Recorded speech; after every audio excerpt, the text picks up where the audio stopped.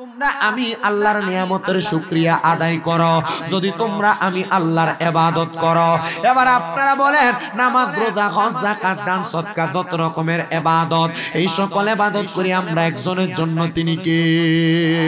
কিন্তু আমি যে আল্লাহ বলে ডাক দিতে বললাম, আপনারা কেউ জোরে বললেন, কেউ আস্তে বললেন, আবার একজন আর একজনের মুখের দিকে তাকিয়ে রইলেন। না রে মুসলমান, মুসলমান তো আল্লাহু আকবারের দুনিয়া তো আসতে দিতে পারে না।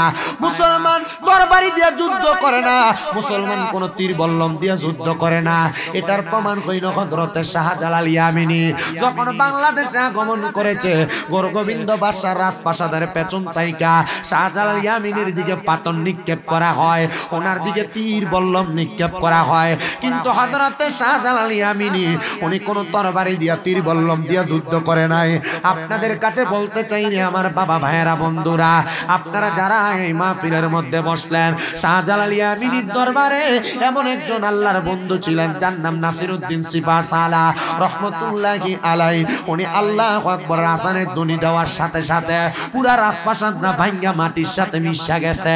এবার আপনারা বলেন, শাহজালাল ইয়ামিনী আল্লাহর বান্দা রাসূলে পাকের উম্মত হইয়া যখন ওনার একজন সফর সঙ্গীকে বলছেন আযান দেওয়ার জন্য, ওনার আল্লাহু আকবারের ধ্বনির সাথে যদি গোরগোবিন্দ বাদশার বড় রাজপ্রাসাদ না মাটির সাথে দুলিশাত হয়ে যায়, আমরা মুসলমান দাবি কইরা এই শাহজালালের দেশে তাইকা আমরা যদি আল্লাহু আকবারের আওয়াজ দেই, নাস্তিক মুরতাদদের গর্দান নত হইতে দেরি করবে না।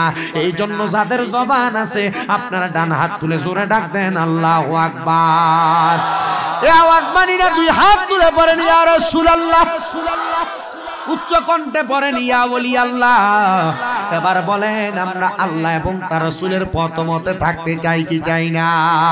মুহাব্বতের আওয়াজে আমার আল্লাহ তাআলার কালামে হাকিম কোরআনের তেলাওয়াত করবেন, আর জোরে জোরে পড়বেন, আউযু বিল্লাহি মিনাশ শাইতানির রাজিম, বিসমিল্লাহির রাহমানির রাহিম। ইন্নাল্লাযীনা কাফারু মিন আহলিল কিতাবি ওয়াল মুশরিকিনা ফি নারি জাহান্নাম খালিদিনা ফিহা উলাইকা হুম শাররুল বারিয়া।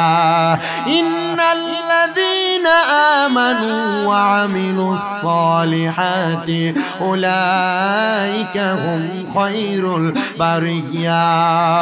وقال في حديث الشريف عن أنس رضي الله تعالى عنه قال سمعت رسول الله صلى الله عليه وسلم إن من أشرط الساعات أن يرفع العلم ويكثر الزحل ويكثر الزنا ويكثر شرب الخمر ويقل الرجال ويكثر النساء حتى يكون ل50 امرأة القيم الواحد متفق عليه أو كما قال عليه الصلاة والسلام.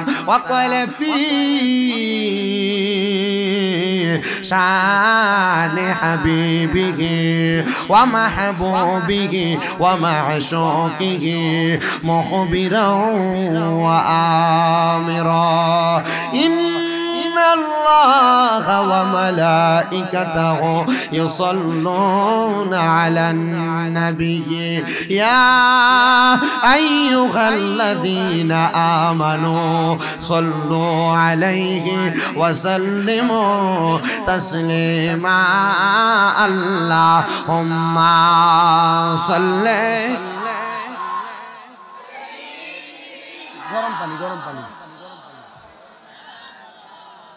محمد وعلى آل سيدنا।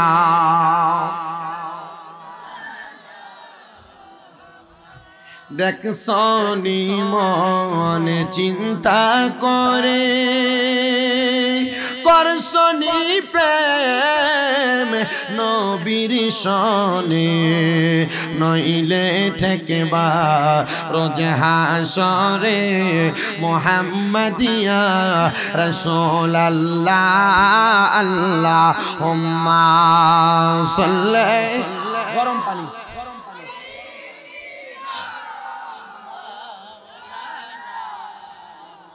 وعلى آل سيدنا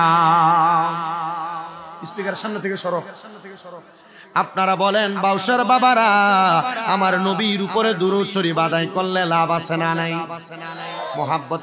এই মুরব্বী বাবা, আপনাকে বলি নাই না না, ওনারা আপনার এই ওনারা এখানে থাক, যার মন চাইবে বসবে, মন চাইবে না বসবে না। আমার মাহফিলের সিস্টেম যে যেখানে, শুধু স্পিকারের সামনে না দাঁড়াইলে চলবে, যে যেখান থেকে মন চাই ঠিক করেন নাম এটা ঠিকের কোন কি আছে, ঠিকে ঠিকে তো 12টা বাজে। আপনারা আমাকে 10টা মাইক দিতেন, প্যান্ডেলের ডাবল মানুষ পেতেন। মাহফিল আমারে, আমি যে এটা আমি মাহফিলের মাইক ছেড়ে দিই, আমরা মোটামুটি আমাকে শেষ টাইমে তা আমি আপনাদেরকে নিয়ে বসছি, আমি দুই একটা কথা বলবো। আমাকে ডাইনে বামে যাইয়া সময় লস না করাইলে আমি খুশি হব। তবে আমার কথা যতটুক আমি, আমার কাছে ভালো লাগতেছে, আপনারা এখানে বয়স্ক মানুষ অনেকে বসে আছেন দাড়ি পাকা, আপনাদেরকে আমি কষ্ট দিতে চাই না, কারণ আপনারা আমাদের জন্য দোয়া করবেন, আমরা দোয়া করবো, আপনারা আমিন আমিন বলবেন, আপনাদের দোয়ার ফসল আমাদের মাথায় আসবে। কারণ এই বয়স্ক যারা আছেন, আল্লাহর হাবিব সাল্লাল্লাহু আলাইহি ওয়াসাল্লাম বলছেন যাদের দাড়ি পেকে যায়, ওনাদের দোয়ার বরকতে আল্লাহ তাআলা অতি দ্রুত দোয়া কবুল করেন। এই জন্য আপনারা যারা আছেন আমার কাছে ভালো লাগতেছে, আপনারা এখানে যারা দাঁড়িয়ে আছেন যদি মন চায় বসবেন। আমার কথা হচ্ছে আমি কাউকে বসতে বলবো না, কাউকে চলে যাইতেও বলবো না, কারণ আপনারা এখানে যে মানুষ আছেন একটা মাহফিলের শ্রোতা হিসেবে যথেষ্ট শ্রোতা আছেন। আলহামদুলিল্লাহ পড়েন, আরো জোরে পড়েন আলহামদুলিল্লাহ। বহুত মাহফিলে এই যে এখানে যেগুলো আছে এমন শ্রোতা থাকে না, বহুত মাহফিলে এগুলো আমরা জানি, কয়েকটা মাহফিলের ইশারা ইঙ্গিত বা আওয়াজ আমরা বুঝি। আপনারা যারা আসছেন আমি মোটামুটি বুঝছি, কারণ এই যে আমার আগে যে হুজুরকে বয়ান দিয়েছেন, আপনারা বয়ানের আগে যখন হুজুর বলছে যে আপনারা অনেকে মনে করছেন যে শামীম রাজা আসবে না বা আসবে না, এবারই অনেক বুঝছি যে অনেকে হয়তো এমন রটাই দিছে যে আসতো না। আমি তো বুঝি এমন কয়েকটা ফাঁকনা থাকে এলাকায়, নবীগঞ্জে আমি এর আগে বহুতবার মাহফিল করে গেছি, আপনাদের এই কন্যারে অনেকদিন পরে ঢুকছি। আপনারা যারা এখানে বসছেন আপনারা বলেন রসুলের পাকের উপর দুরূদ শরীফ আদায় করলে লাভ আছে না নাই? আস্তে কইছেন, জোরে বলেন লাভ আছে না নাই?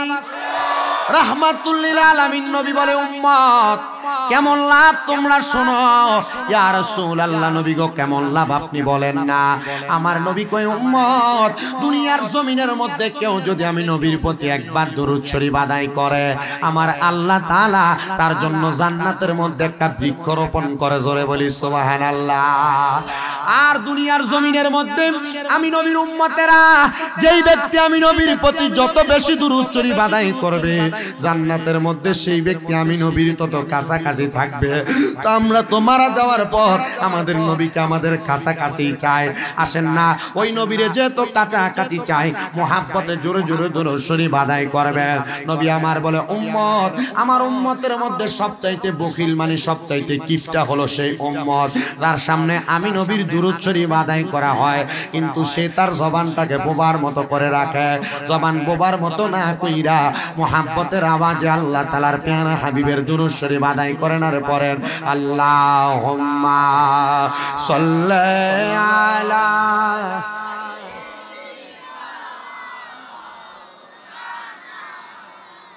ওয়া আলা আলি সাইয়্যিদ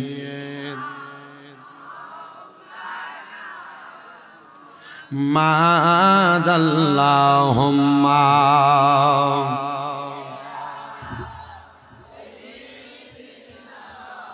মাওলানা মুহাম্মদ ওয়া আলা আলি সাইয়্যিদিনা। শিখাইয়া প্রেম খেলা কইলু কাইলা কামলিওয়ালা, একবার দেখা দিয়া মিঠাও জালা মুহাম্মাদিয়া রাসূলুল্লাহ আল্লাহুম্মা সাল্লি। গরমে দেহ কুয়াশা টুয়াশা সব বাজছে। মাওলানা মুহাম্মদ ওয়া আলা আলি সাইয়্যিদিনা মুহাম্মদ লা ইলাহা ইল্লাল্লাহু লা ইলাহা হাসবি রাব্বি জাল পড়েন হাসবি রাব্বি মা ফি কলবি গায়রুল্লাহ নূর মুহাম্মদ সাল্লাল্লাহু লা ইলাহা লা ইলাহা লা ইলাহা হায়রে নামাজ রোজা চাইরো না কেহ মা বাবার খেদমত চাইরো না বলেন নামাজ চাইরো না কেহ মা বাবার খেদমত চাইরো না আমার নবীজির দুরূদ বইল না বলেন নবীর আমার নবীজি তোমায় ভুলবে না লা ইলাহা লা ইলাহা হায়রে অনেক দূরে মদিনায় আমরা কেমনে যাব বাউসার মানুষ মদিনা যাইতে চাই কি চাই না কারা কারা যাইতে চাই ডান হাত তুলে আমার আল্লাহকে দেখাই আর জবানটা খুলে একটা তাকবীর হবে নারে তাকবীর এটা দিয়া সিলেট ওসমানী এয়ারপোর্টও যাওয়া যাইতো যে আওয়াজ আর আপনার রাস্তা যে মাঙ্গাবা আপনার ওটা দিয়ে আমার মনে নবীগঞ্জ যাওয়ার আগে চাক্কা ফামছে মক্কা মদিনা যাইতে হলে আওয়াজ কিটা কম লাগবো না ডর লাগবো বড় লাগবো লাগতো নি তো মোহাব্বতে তাকবীর নারে তাকবীর নারে রিসালাত আহলে সুন্নাত ওয়াল জামাত সুন্নি মহাসম্মেলন শাহজালালের তলোয়ার জোরে বলেন মারহাবা মক্কা মদিনা যাইতে চাই কি চাই না আমি মক্কা মদিনা গেছি বেশি দিন হয় না আমার মাথার লম্বা চুলগুলা মক্কায় হজ করার পরে ফালায় আসছে অল্প কিছুদিন হয় যা বলেন না ওই মক্কা মদিনা যাইতে আমাদের জীবনের গুনাহগুলা যদি মানুষ দেখতো আমাদেরকে এলাকার মধ্যে জায়গা দিত না এ দাড়ি পাকা মুরব্বি বাবারা ব্যবসা করতে যাইয়া চাকরি করতে যাইয়া জীবনে অনেক গুনাহ করেছেন আপনার গুনার খবর আপনার সন্তান জানে না যদি জানতো আপনারে বাবা বইলা পরিচয় দিত না আমার যুবক ভাইরা গো এ যুবকের দল কত গুনাহ করলা লুকিয়ে লুকিয়ে গোপনে গোপনে তোমার গুনার খবর তোমার মা জানে না যদি জানতো তোমার সন্তান বলে পরিচয় দিত না আল্লাহ পর্দার অন্তরালের কত মা বোনেরা জীবনের গুনার জন্য কান্দে তাদের জীবনের গুনাহ যদি তাদের স্বামী দেখতো স্ত্রী বলে পরিচয় দিত না আল্লাহ তোমার দরবারে লাখ লাখ শুকরিয়া তুমি তো আমরারে মানুষ বানায়া পাঠাইছো আবার মানুষ মাত্রই ভুল আমরা জানি আপনি তো বলেছেন ইন্নাল ইনসানা লাফি খুস দুনিয়ার জমিনের মধ্যে নিশ্চয়ই সকল মানুষগুলা ক্ষতিগ্রস্ত তো আমরা ক্ষতিগ্রস্ত আপনি আল্লাহই বলছেন গো আবার আমরার কলবের মধ্যে আপনি গুনাহ দিয়া ভরপুর কইরা রাখছেন আল্লাহ গুনাহগুলা লইয়া যদি আপনার কাছে যাই গো আপনি না ইন্না বাতশা রাব্বিকা লাশাদীদের অন্তর্ভুক্ত হইয়া আমরা বান্দাটারে খাপ কইরা আকড়ায়া পাকড়াও কইরা ধরবেন আপনি যদি আমাদেরকে ধরেন গো মনি আমরা কেমনে ছুটবো আমরা কেমনে পালাইবো আপনার দরাতেই কামনা বাঁচতে পারবো না আমার আল্লাহ কয় বান্দা গুনাহ করতে করতে তুমি পেরেশান হয়ে গেছো গুনাহ করতে করতে তুমি ক্লান্ত হয়ে গেছো আমি আল্লাহ বললাম লা তাকনাতু মির রাহমাতিল্লাহ আমি আল্লাহর রহমত থেকে তোমরা নিরাশ হইও না ইন্নাল্লাহা নিশ্চয় আমি আল্লাহ ইয়াগফিরুজ যুনুবা জামিআ আমি সকল প্রকার বড় বড় গুনাহগুলা ক্ষমা করে দেই ইন্নাহু হুয়াল গফুরুর রহিম নিশ্চয় তিনি আল্লাহ যিনি ক্ষমাশীল এবং দয়ালু আমি জানতে চাই বাবারা যে আল্লাহ এত দয়ার আল্লাহ যে আল্লাহ এত মায়ার আল্লাহ ওই আল্লাহ যদি আপনার আমার জীবনের গুনাহগুলা আল্লাহরে আল্লাহ বলে ডাকলে মাফ করে দেয় আপনারা বলেন আমরা সবাই ওই আল্লাহ তাআলার জিকির করার দরকার আছে না নাই সাহাবায়ে কেরাম কয় নবী গো ও দয়ার নবী গো আপনার উম্মত গুনাহ করবে গুনাহ করতে করতে জীবনটা নিয়ে পেরেশান। এই গুনাহ কেমনে মাফ করাইব নবী গো? আমার নবী ডাক দিয়া কইলি কুল্লি শাইইন সিকালা, প্রত্যেকটা বস্তুকে পরিষ্কার করার এক একটা যন্ত্র আছে। নবী গো, আপনার উম্মতের কলবের মধ্যে এত গুনাহ, উম্মতের গুনাহগুলা পরিষ্কার করার যন্ত্রটার নাম কি? আমার নবী কয় ওয়াসে ক্বালাতিল কুলুবি যিকরিল্লাহ, এই কলবের ময়লাগুলা পরিষ্কার করার যন্ত্রটার নাম হলো আল্লাহ তাআলার জিকির।